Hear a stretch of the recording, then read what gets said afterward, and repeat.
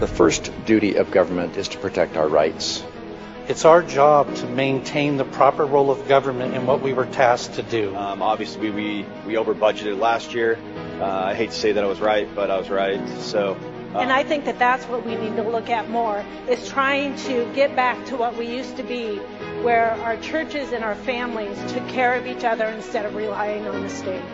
And we have no way to maintain control over the spending of this program, and it will be a disaster for this state long term. But we have a whole gamut of kids whose parents would like to do something for them and they cannot. I take our constitutional rights, the constitutional rights of my constituents, very seriously. This is simply about putting it out of reach of young, innocent, vulnerable children and making our libraries and schools a safe place for them to go. And I am increasingly frustrated that we cannot stop ourselves from drinking at the public trough. He's sounding the alarm. He's saying if we don't address these issues, we potentially might have greater problems moving forward. Mr. Speaker, no matter how you look at it, no matter how you boil this down, there is never any time that a parent's right to govern what their children see and what they're exposed to should ever be bypassed. If I was looking at a business and I was looking at these figures, there would be heads rolling because this is unsustainable. We're supposed to be bottom-up government. We're supposed to be representing my citizens' ideas and your citizens' ideas, and we're supposed to be discussing them and debating them to come to a conclusion. We need to start making Idaho first. We need to start making America first. We need to be protecting our First Amendment rights, not inventing ways to slowly chip away at them. The First Amendment and our freedom of religion, freedom of speech are our first liberties. They are so important. We don't have the rest without them.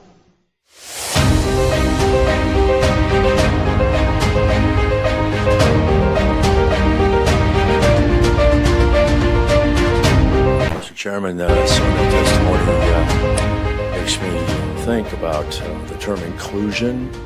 That term is, it gets to be a little bit frustrating. Inclusion, so we have one person in a class, we're going to have a pride flag or a communist flag or whatever. It doesn't include me, it doesn't include anybody else, it includes just one person. The American flag includes everybody. That is right. Welcome, everybody. Idaho Signal's on the air. It is January 16, 2025. That was Representative Ted Hill this morning in the House Education Committee as they considered and listened to public testimony on a bill that would eliminate the ability to fly flags willy-nilly in the public school system. Only the American flag and the Idaho flag will be hung around campuses. We'll get into all those details later in the show when Brian Allman joins us. We have a bunch of clips from the hearing this morning, and so we'll get you up to speed on that. We also have some clips from other hearings throughout the day yesterday as well as today, this morning, also in JFAC, the Joint Finance Appropriations Committee, and talking about the budgets, which is some interesting insights there as well. So it's going to be fun. It's going to be fun. But we've been teasing all week that and I showed the book yesterday, but we have an author with us. She is down in Moscow and she works over at New St. Andrews, but she also wrote a book here called The Forgotten Realm, and it is my pleasure to bring to the show here, as I get my bearings straight, Elizabeth Landis. Elizabeth, it's nice to see you this morning. We're both on Pacific time, so I can say this morning still. That's right. Very good. Well, it's nice to see you here. I'm so glad to have you. You wrote this terrific book. You spent a lot of time on it. It's called The Forgotten Realm: Civics for American Christians. And I want to hear a little bit about your inspiration for this book, and kind of explain to us again the three realms that you go over in this book and which one this tackles. So go right ahead. Well, thank you. It's great to be here, by the way. I love your show. Thank you. The inspiration for this book started not in the time of COVID, but before that, in 2016, I lived in Indiana, and there was a local issue that threatened the rural lifestyle that my family and I cherished. And as I attempted to deal with this issue, as my family attempted to deal with it, all of us, I began attending county commissioner meetings and area plan commission meetings and so on, and realized, well, that was my first dive into the civil realm, is what I call it. And I realized that I knew very little about the systems of government or governance that govern us as Americans. And it was a real eye-opener for me to realize I've never been taught any of this. And so I continued on dealing with this local issue, and it eventually, the state became involved, and I ended up testifying at the Indiana Statehouse. And it was there that I realized how intertwined local, county, and state government are. And I also began to realize the glaring lack of knowledge that most Christians who I talked to had about our systems of government. They really, when I would ask some questions, assuming I was the one who didn't know, and maybe there were people who could help me, very few could. I found that attorneys are the people who understand our American system, but the average person, not so much. So I was inspired to write this book to demystify how our government works, to encourage Christians to engage thoughtfully at all levels, not just the local level, but at all levels of government, and to try to mend that gap and to equip them to, or all of us, to see civic participation as a vital expression of our faith. Yes. It's something that we are called to do. And if we don't, our liberties slowly erode. As you mentioned on this program, you show us time and again what has slipped away. Just yesterday, you were talking about cognia. And I thought, oh, well, I'm a home educator. I haven't followed the public education system much until the last couple of years. I met with Debbie Critchfield at the State Board of Education. I went to one of their meetings here at U of I in Moscow. But I've governed my children's education with receiving no tax dollars. But now I realize, as Christians, no matter how we educate, we need to be governing the public system as well and keeping them accountable. Yeah, that's very true. I mean, these are the people we have to live next to, you know, if they're going into that. You mentioned something just a moment ago that I think I want to ask you about, because I think a lot of people might be able to relate to this. When you say that you realize that you've never been taught any of this stuff, what do you think was the cause of that? I mean, were you solely homeschooled? Were you raised in a very strict Christian home and they didn't want to discuss this, or was this partially also exposure in public schools or other types of schooling throughout your childhood and adolescence? Well, I'm publicly educated from kindergarten through master's degree, and I had never seen any resources that covered civics from the bottom up. Wow. And so to learn how does city government work, because all of us, even if we don't live in the city limits, we have a city as a county, as our county seat, and it's the city that kind of governs our region. Never had training on how the county works. Knew about local extension offices, knew about, maybe had heard the word county commissioner, but hadn't been taught how the county works, didn't know special districts existed. Right.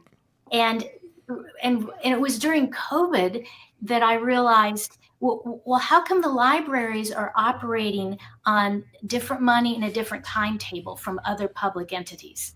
And that's when I started to uncover special districts. Yeah. And went to special district meetings.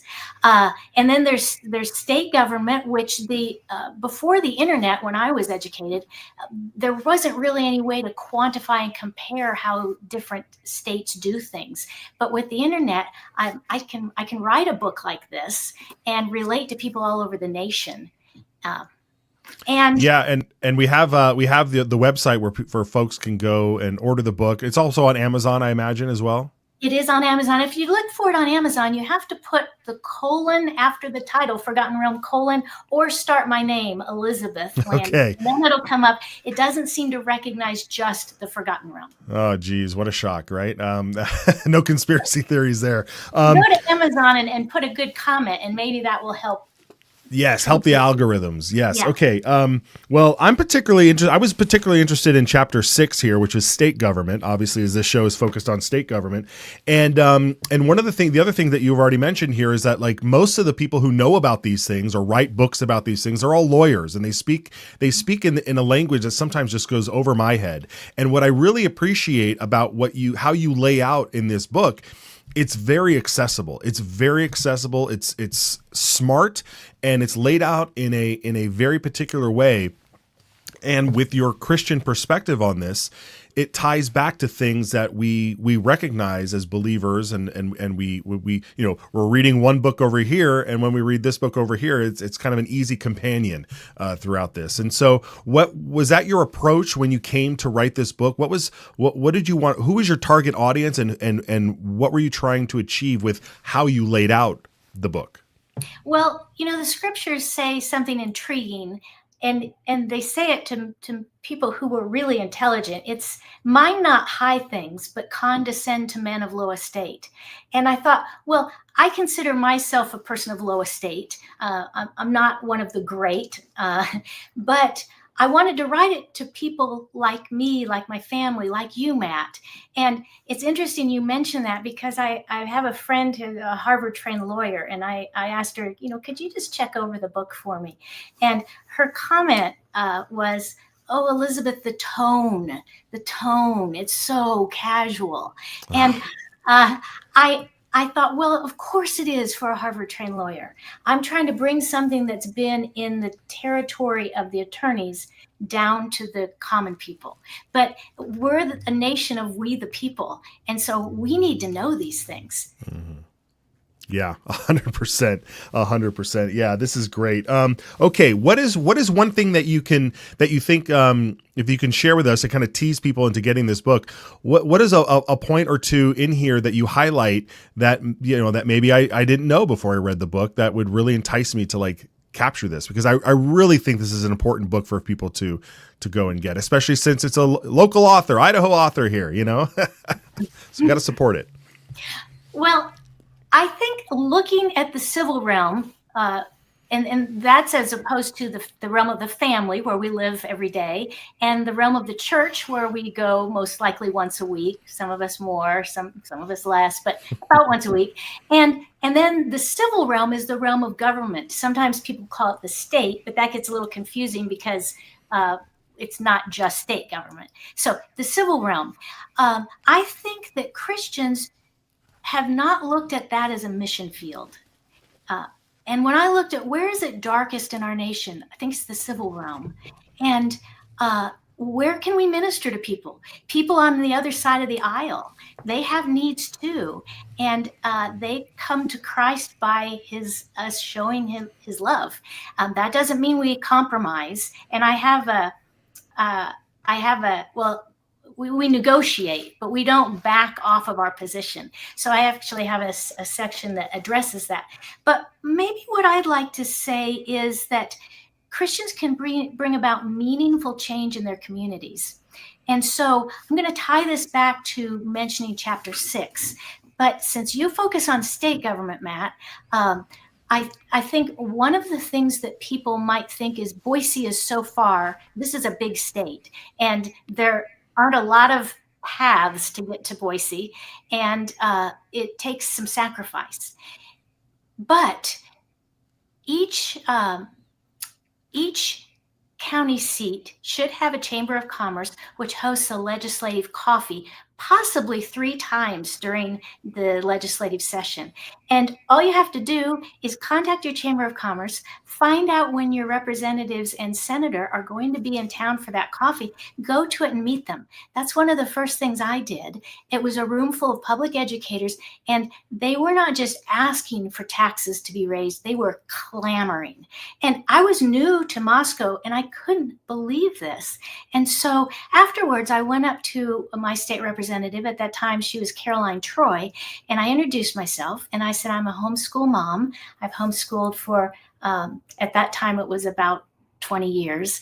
And I said, I've never taken government money to do it. And I just want you to know there's a large contingent of people here in Moscow who homeschool and privately school, don't ask for any government money, and you never hear from them. And we don't want our taxes raised. Very good. Yeah. That's how. Yeah, it's so important. It's so important because the other side, they're there all the time. You know, this is their life.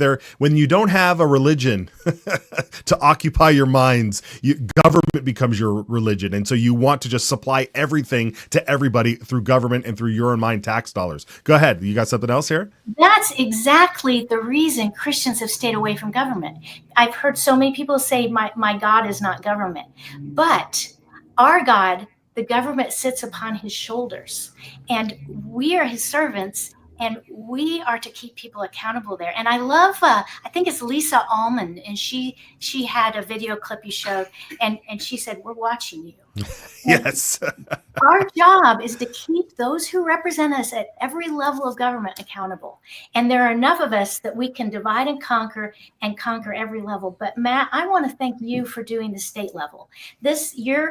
Your program has been so helpful to me. I now depend on it, and wow. I'm just really grateful. So thank you.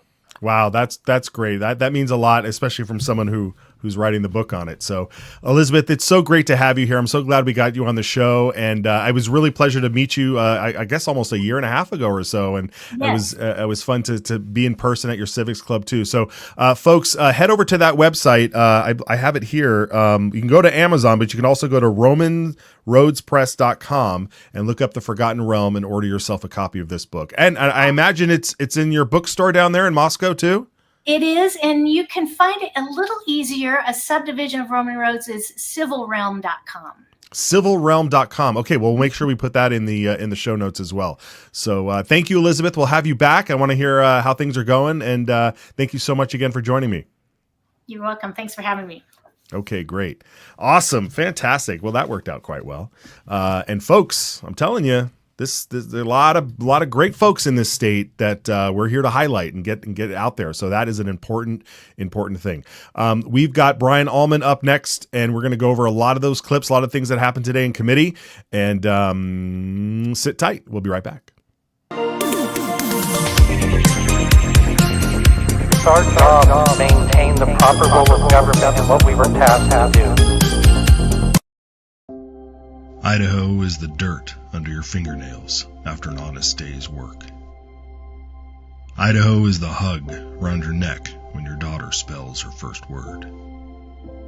Idaho is the written word of the law, steadfast and impartial, guarding liberty for all. Idaho is the family rifle passed down, a legacy of protection and the right to stand firm. Idaho is the echo of your own voice, unshaken and free, standing tall among a world silenced. Idaho is the home that's built to weather storms, not empty wallets. Idaho is the quiet trust between a patient and healer, unbroken and sacred. Idaho is the hymn carried by the Spirit, gathering neighbors together in faith and purpose. Idaho is the laughter around a campfire, a family's bond growing stronger with every word. Idaho is the pioneer's will, firm and clear. We govern ourselves, free and unbound. Idaho is what America was. Let's keep it that way. Ask your legislator to sign the Citizens Alliance of Idaho pledge to preserve our shared values. We ride together. Oh boy, we are riding together today, folks. Absolutely. Very good. Okay. So today in committees.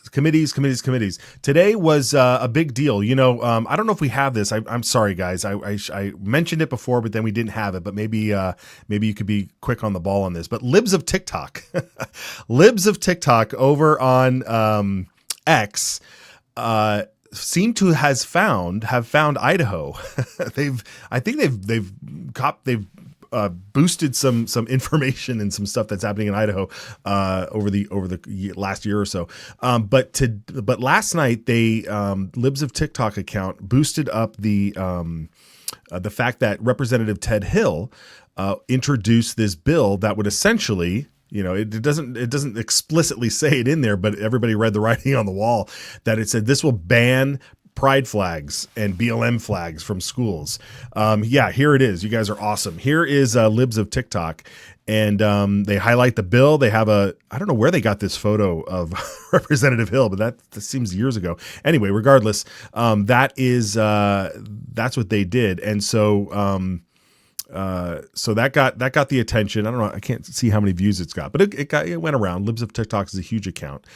So Brian Allman saw it as well. And of course, being in Idaho, we're paying attention to this more so than most.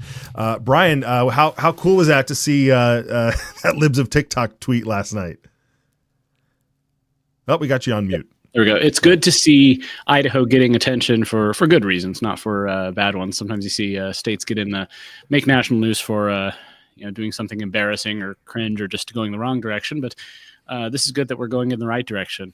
And you mentioned that's an old picture. I sent the tweet over to Representative Hill yesterday, and he recognized that. He said, "Yeah, that's an old picture. I don't have hair now." Yeah, you guys are the Bald Brothers, right? You guys District 14 is the Bald district. That's right. Josh Tanner as well, huh? And Grows almost there. That's funny.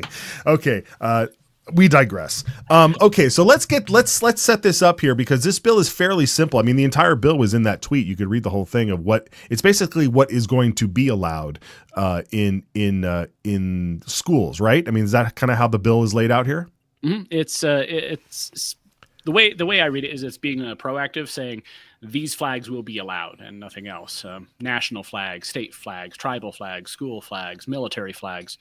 But it seems like the point is to make sure we don't have these schools that we always see on things like Libs of TikTok, where you've got BLM flags, pride flags, transgender flags, and all those things, which really, I think, contrary to the message that they say it is of inclusion, it really is a message of exclusion. It's saying that we promote these behaviors, these identities, these political views over others.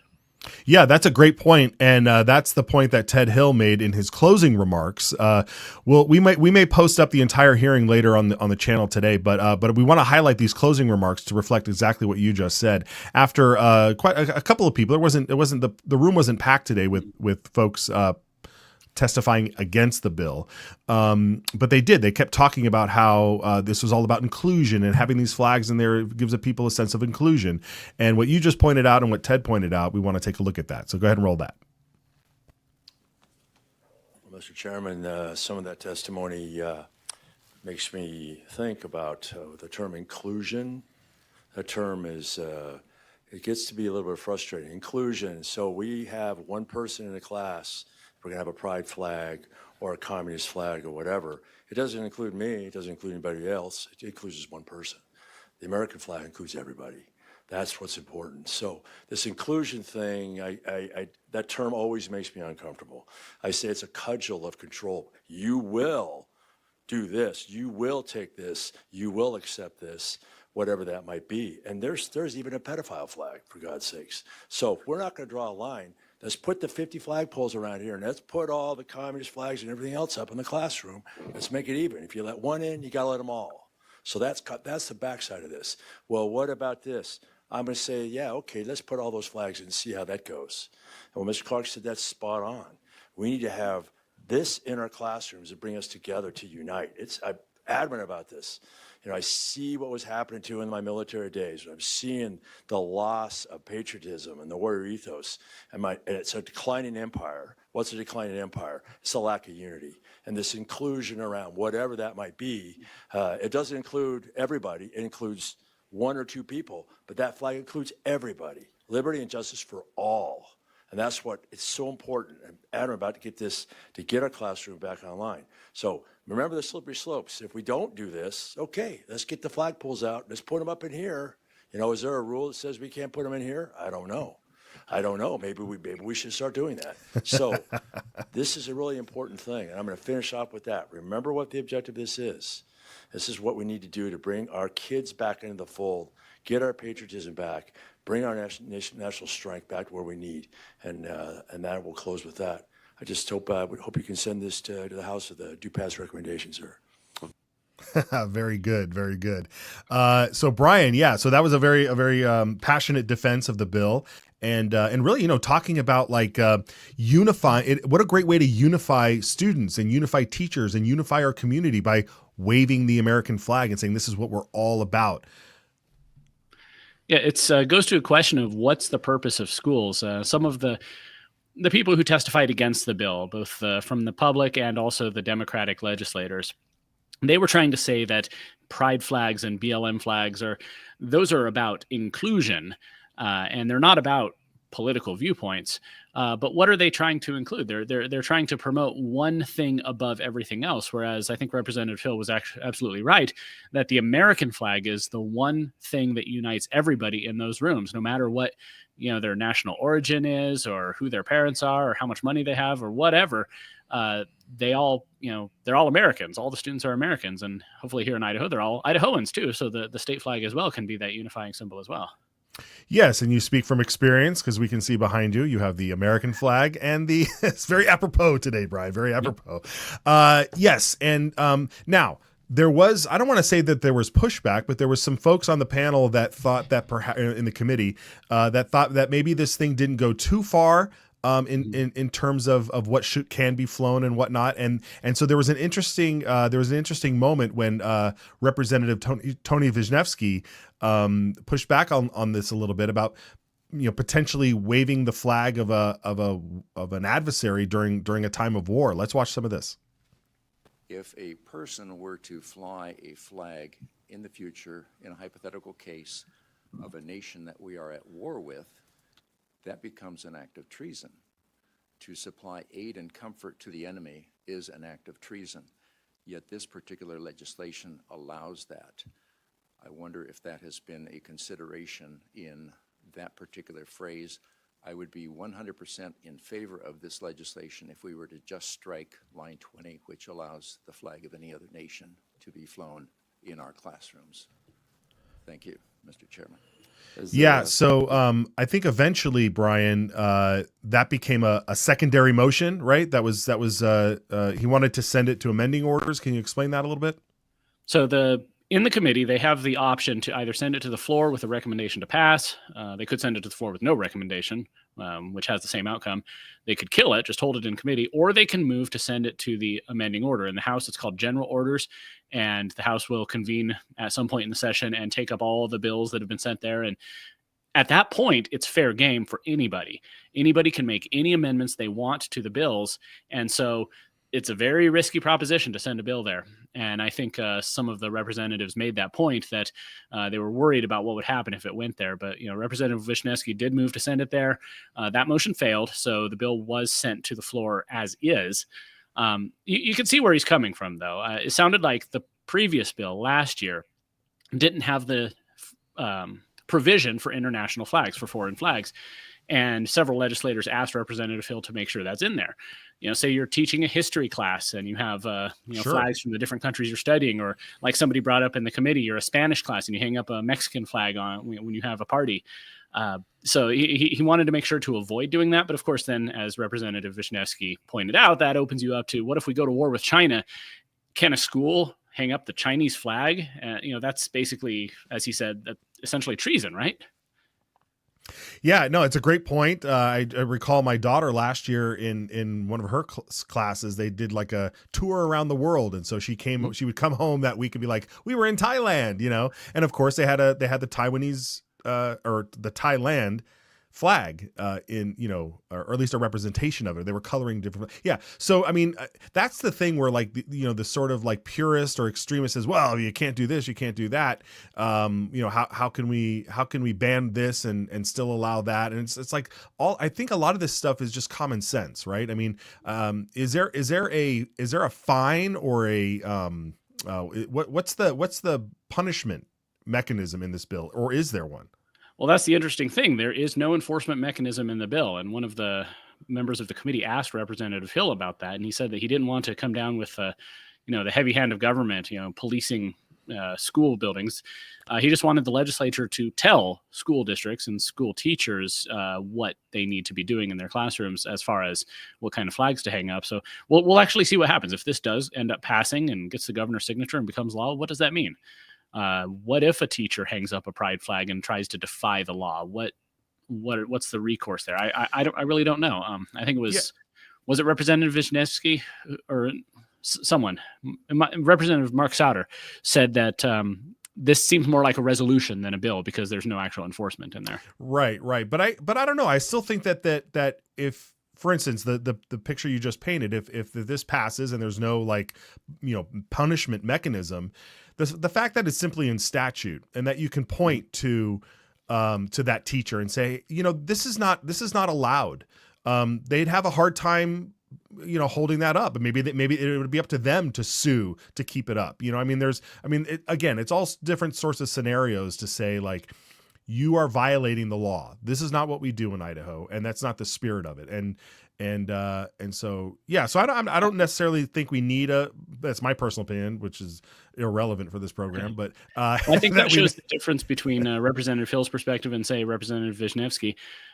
Representative Hill, he's all about the big picture. What are we trying to do here? We want to improve patriotism, bring back patriotism and the love of country, and get rid of all that divisive nonsense. Whereas Representative Wisniewski, he's going to be focusing a little more on the details. Well, what about this? What about this? And both are valid and both are important, and that's why the legislative process is important to figure out exactly what this law is and what it's going to do and what are the potential unintended consequences. Yeah, absolutely. No, it's good. And these are the kind of debates that we want to have. So now to that point with the motion here, Representative Dale Earnhardt, Dale Earnhardt. I knew I was going to do that someday. I know. God, rest in peace, Dale. Dale Hawkins. I knew, man, it's been 3 years. I had never said that publicly, but that was always in my head. Okay, let's move on. Let's just show the clip. Let's see what Dale said. Thank you, Mr. Chairman. I won't be supporting the substitute motion as well. I'm fearful of what would happen to the bill, to be honest. I want to support the original motion. And there's been a lot said today, and some of it that I'm not quite sure I can lay hold of from our colleague, that no official flag or color or anything exists in our K through 12 schools would be a terrifying thing to realize, because I'm pretty sure they all have them painted on their gyms and they all have things that they pass out at sporting events. I do not believe that the word official indicates that they have filed for a trademark, which is a whole different situation. I think we lose context here of the bill author's idea, and that's to put back into the forefront of what we are doing in the classroom. I keep hearing all this stuff about what we're doing in the classroom, and we hear these words like inclusion. The gentleman from the second floor, I'm pretty sure last year, and I mentioned this the other day, spoke at the State of the State congratulating Idaho from ridding K through 12 of DEI. And if I'm mistaken on that, I invite the correction. I'd be glad to be wrong. But our job is not to be diverse in doing equity and doing inclusion. Our job is to do math and reading and history and social studies, and that's where we're failing. Now, why are we failing? Why are our numbers so low? What I would contend is we've loaded the classroom with everything but reading, writing, arithmetic, history, and sciences, these things that we started out in education. It used to be on the back of our plates here, Section 1 of Article 9, which is our job here, the stability of a Republican form of government, depending mainly upon the intelligence of the people. We are here to do rules and laws, put things into code that help educators educate. And I think if we take out all the confusion of the classroom and put up the U.S. flag and the state flag, I realize this bill does contain some information that allows for the other stuff. and we hope that'll be used responsibly. So I will be going with the original motion if we make it that far. Thank you, Mr. Chairman. Yeah, very good. And I'm glad we get to play the full clips here on this show. I mean, some people like to cut stuff down, but I want you guys to hear exactly what your representatives are saying out there. Very good. Brian, a lot of good stuff in there, but I think what was really great was, Representative Barbara Ehart.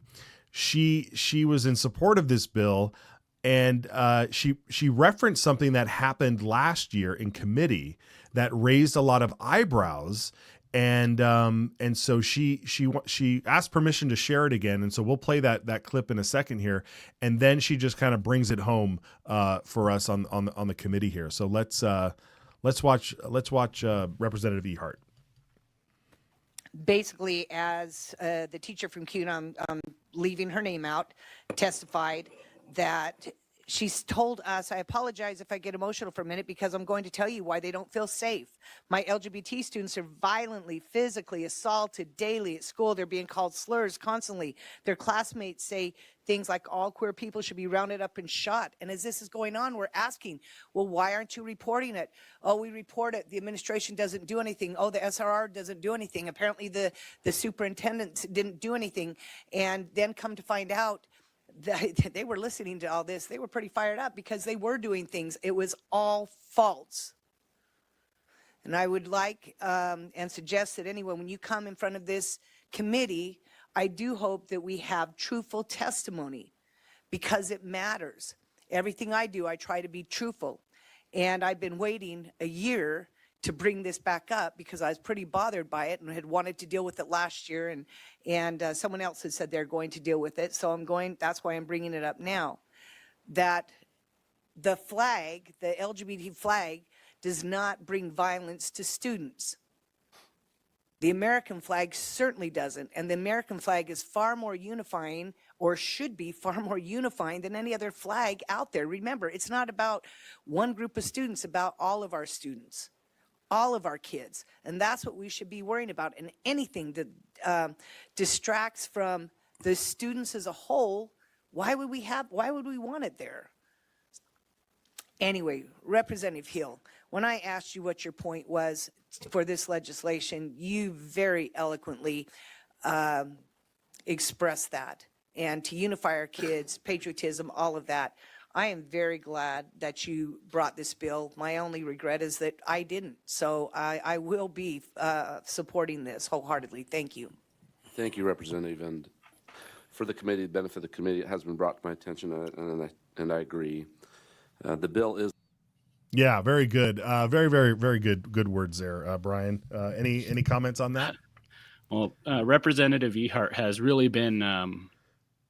She's really been stepping out and taking fire for her position on these issues. First, there was the resolution honoring the Boise State women's volleyball team for not playing against a team with a male athlete, and now she's coming out hard against these claims that LGBT students are being violently, physically assaulted every single day in public school classrooms. I mean, imagine if that actually was true. That would be a huge scandal. But even if it were true, does hanging a pride flag in the school classroom fix that? I don't see how it would.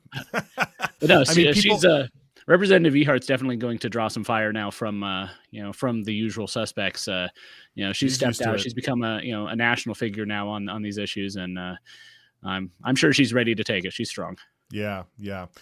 She is. We applaud her for it. We love her here. We love having her here. So and she'll be back on the show as well. All right, fantastic. Well, this bill, it sailed through the committee there. I think the tally was 12-2. Party line vote. All the Republicans voted in favor, even Representative Wisniewski, who had some issues with it, and the 2 Democrats voted against. That's right. So it'll be sent to the floor as is with a do pass recommendation, and we'll watch it on the floor probably next week or so as they start to fill up the docket over there. Okay, folks, we've got some other things happening in the committees we want to get through, so we'll take a short break, and we'll be right back.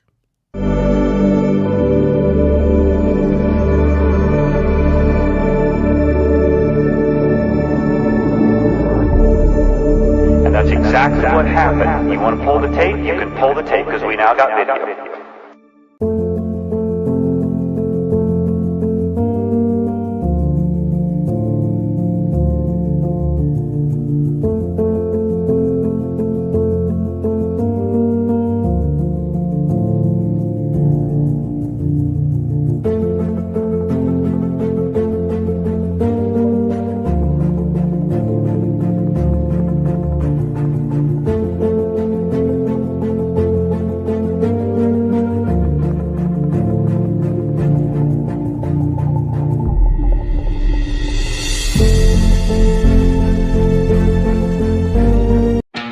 Idaho lawmakers swear an oath to support the Idaho and U.S. constitutions.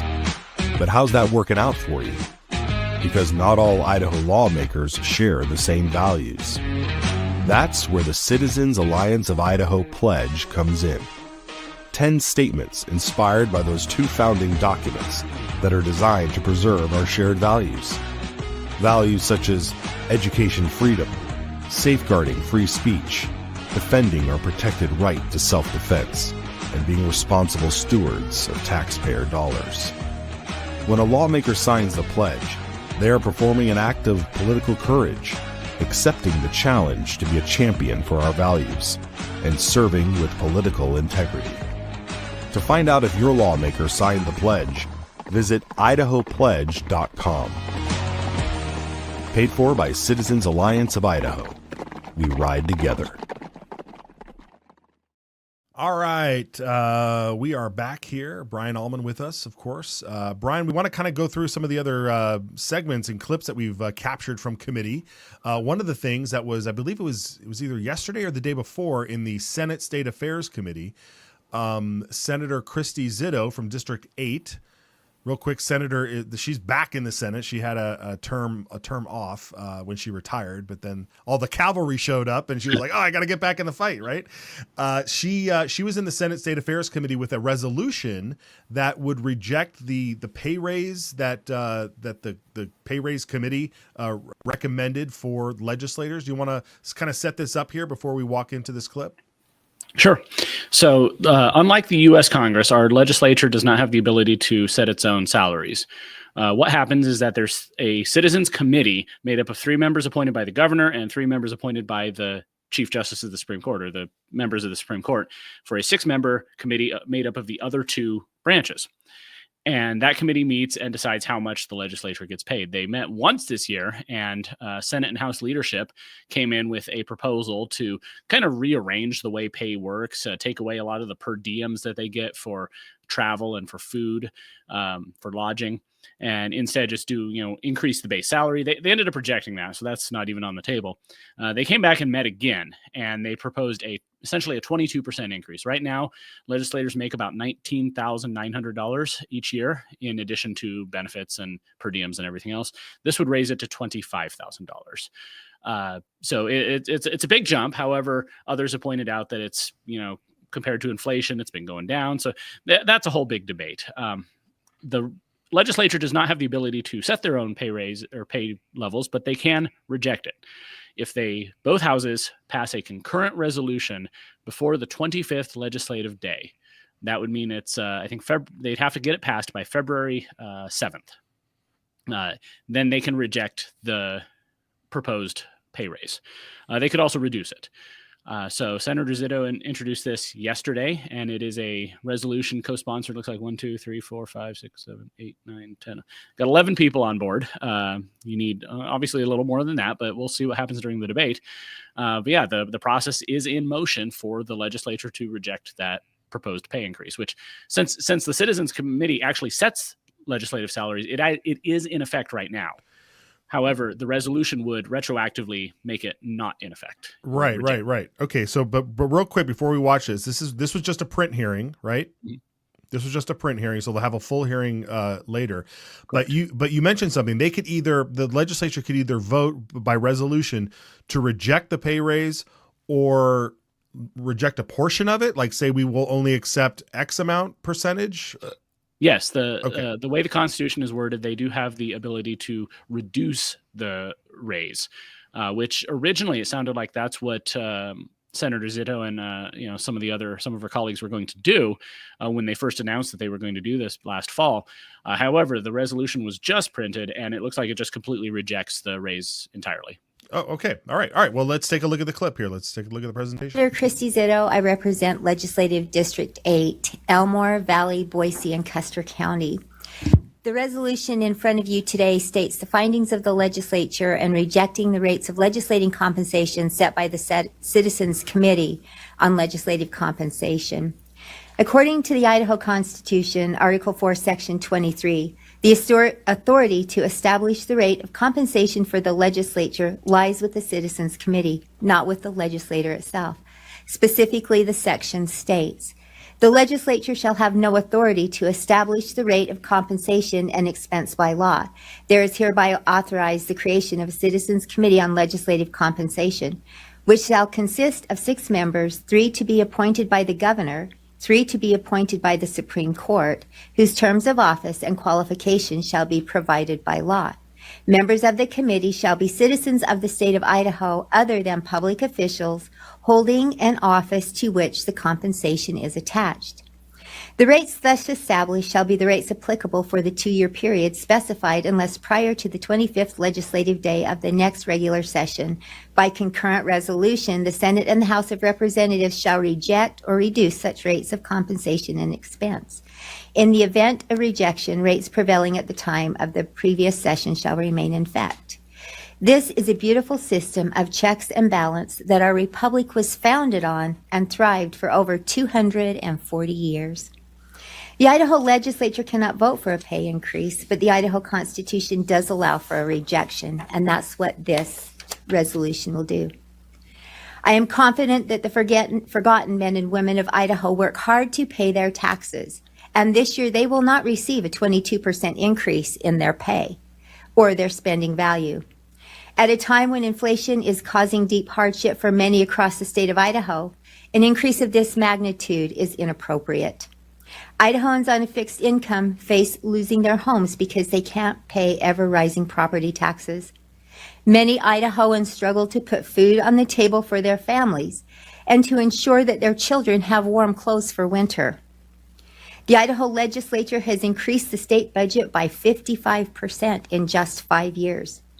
This increase far surpasses the cost of living adjustments and population increases year over year. I ask the members of the State Affairs Committee to support this resolution to reject the pay increase brought forward by the Legislative Compensation Committee. I ask you to be a shining example of compassion, strength, and leadership to the people of the state of Idaho. I'll stand for any questions. Okay, there it is. And like we said, it'll come back before committee for any debate on this. You know, what's interesting too is that it appears every 2 years or so, there's also pay increases for the statewide offices, governor, secretary of state, that for the judges come back. I think the judges were coming in to propose something else. So, you know, this taking this stand, saying we won't take this increase, is you never see that from the statewide executives for the same reasons. But again, like you've already said, this is a hot button topic right now, and there's a lot of different perspectives. Yeah, from just a dollars and cents perspective, it's just over $500,000 total for the entire legislature, which in the entire statewide budget, it's not much. However, it's the appearance of the thing, the principle of the thing, that as Senator Zito said, you don't want to be taking a 22% raise when there's people out here not getting raises or getting their pay cut, and inflation is eating away at their actual purchasing power. So it's really, I think it's really about solidarity, showing that the legislature is not going to treat itself any differently than the regular people. Right. Meanwhile, is a good segue. When you think about what was happening in JFAC this morning, in the Joint Finance Appropriations Committee, there was discussion on pay raises for state employees. And we showed a little bit of a clip the other day with Senator Wintrow talking about merit. But there's this merit-based pay increases, and then there's this debate over just giving I think it's $1.55 per hour pay increase just across the board, regardless of your performance. So I think there's, it's interesting, the pay raises here and no pay raises there. Nobody makes a stink about the governor getting a pay raise 2 years ago, 3 years, whenever it was. It's very, very fascinating to watch the mechanism of politics play in all of this. That being said, this morning in JFAC, Representative Tanner, I guess they ended up shelving this whole question today. They said we're gonna debate on it later. Were you following this a little bit at all? Can you give us a little bit of insight before we go to this Tanner clip? Well, I was following House Education with Representative Hill this morning, Yeah. so I had JFAC muted on the other screen, but it looks like they really are at an impasse here, trying to figure out what to do about several things, such as revenue projections, as well as the change in employee compensation, which is their fancy word for raises for state employees. At a very high level, when we talk about salaries for legislators and governors and judges and the employees at all the state agencies, it's a weird conversation, I guess, is what I'm trying to say, because you're not like you're not in a business where you're producing something. You're in a business of serving, but you also need to pay people in order to have the best people and retain them. Labor is worthy of his wages, but it's a very fine line, isn't it? Yeah, it is. And I think there's a lot of folks out there that think that all representative elected positions should be you should be altruistic. Everything you should just be doing it out of your own heart, your own public service. And by all means, I'm not looking to we shouldn't be looking to get rich off of being in any of these elected positions, but like you said, there should be some sort of compensation for your time. And so that goes into, well, if you're a state employee looking for a job, right? You have the private sector that you're looking to use your skills in, and then there's the government that also is dangling a job your way as well. And some say that it should be as competitive as the private sector, and others say that no, it shouldn't be, because we don't want to keep growing government. We want to be lean, and we want people to go out. It's better for society if you're an entrepreneur or if you're contributing. Like you said, government's not really contributing anything. They're supposed to just be maintaining our safety and all the things that we looked at the Constitution of what the proper role of government is. So these debates, it gets very nuanced, but at a base level, you kind of, if you go in with certain principles on the fact that people are going to need to get paid, then what is, when pay raises time comes around, what should we be doing? And so the debate this morning that Representative Tanner touched upon a little bit, let's watch some of that and see if we can digest some of it.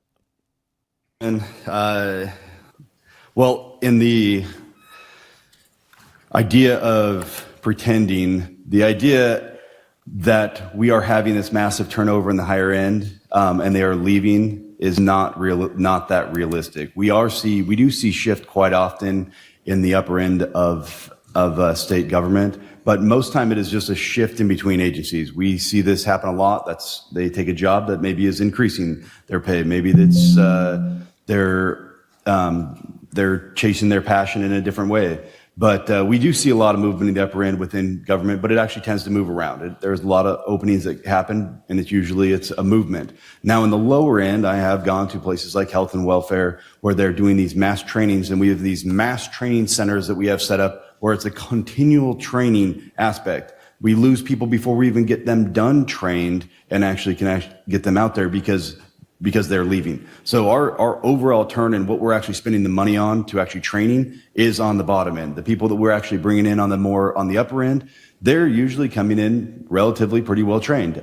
Most of them have college degrees. If they're getting some of the jobs that they're applying for in that upper end, they tend to be in a little bit different boat. Now, we are in a finite amount of the people in some of those upper ends, but that bottom end is where the turn is actually happening. And 90% of it does have to do with pay. So I just want to clarify, because there's been that portion that's been brought up that my opinion is very misleading and doesn't reflect it very well. Thank you, Representative. Yeah, very good, Josh, standing up there for that. And again, what he was talking about, this whole turnover thing, that the reason why people are leaving their job is because they're not getting paid enough and whatnot. And that may be true at the lower end because they're going into the private sector or not. But at the higher end, people are leaving those spots not necessarily because they found something in the private sectors, because they've shifted departments and they're moving across. So it's very interesting arguments there. Yeah, and it's something. It's interesting how they have to decide these things. In a private business, you have ownership or management that decides on salaries, or maybe an HR department. Here, it's JFAC. It's the same committee that decides on our budgets. They decide how much state employees get. Yep, absolutely. All right. Well, I know I spoke with Senator Phil Hart, and I know he has. You wrote extensively about this issue in terms of how much I guess, how much of the overall money is spent between the executive branch, the judicial branch, and the legislative branch. And it's like something like 1/700th of the pie is devoted to legislators in any fashion, like whether it's staffing, whether it's support, whether it's legislative pay. And so again, I mean, I've seen these arguments around, if you don't pay them if you don't pay anybody anything to go to Boise, then you're going to end up with a lot of like independently wealthy or retired folks, and then you're just kind of getting one sort of demographic. So there's arguments for this all over the country. I know in New Hampshire, they get $100 for the year. But of course, New Hampshire has like 700 representatives representing like a half a block. So it's a very interesting system over there. I wouldn't highly recommend it.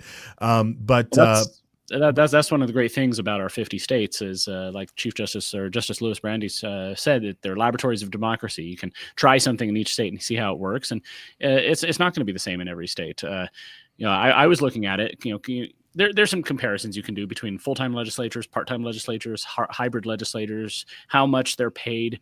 Are they paid a lot? Or are they paid a little? And there's really no correlation with, conservative or traditional values and good legislation, good policy. There's blue states that pay their legislators very little. There's red states that pay them a lot. So I don't think there's any magic bullet here. We just have to figure out what's the best for Idaho. Yep, and that debate will continue, so we'll definitely keep tabs on it and so forth, and bring up some other perspectives, hopefully, to get you guys through this. But we love seeing the comments come in. Somebody asked, where does Idaho fall in comparison to other? I think I saw that to other states. It wasn't egregious and it wasn't super low, right, Brian? We kind of fall. Yeah, if I don't recall the numbers exactly off the top of my head, but it wasn't it was so outrageous, Yeah, I've written about this many times here. Yeah, annual salary of $19,900. Remember that's a part-time salary. Our legislators are technically part-time employees. They're not full-time. They're in session for about 3 months of the year, but that's a little misleading because they have interim committees throughout the year. They're meeting with constituents all the time, 365 days a year, and that's not to mention campaigning, which of course shouldn't be covered by public money. Sure. So they are very busy. And again, that goes back to your point that the way we structure this, decides who we actually have in the legislature. Are you going to have somebody who needs a 9-to-5 job to pay the bills? Well, they're not going to be able to do that unless they can convince their employer to give them 3 months off. On the other hand, we do end up with a lot of retired teachers and lawyers and people who are married to somebody who's bringing in the bacon. I know Representative Tanner has a couple of his own businesses that he runs, but he still tells me that he loses money on this gig. He's just because he's not there to run his business and do what he needs to do. So it's very good. It definitely is public service, but how much should we be compensated? I don't know. Yeah, it's a good point, and we should and that the point about the full-time part-time thing, like the office is open part-time, but the position is full-time. Yeah, that's a good way of putting it. Yeah. So, all right, very good. Well, we've looks like we hit the end of the runway here for the program. We had a few other clips lined up, but I'm glad we got to get through what we did. We'll have to carry them over for the next day. Brian, thanks for joining us. Folks out there, head over to idahosignal.com if you want to support the program and keep us going on there. We appreciate the support as always. It is great to see you. We'll be back here tomorrow for the Friday show. Brian, good to see you. Yeah, check out gemstatechronicle.com for all my writings. Follow me on Twitter or X at gemstatebrian, and of course, tune in every day to Idaho Signal. That's right. They're right there. All right, folks, we'll see you next time. Take care. This bill, I think, puts a stake in the ground that says we have a sovereign right to protect what's ours.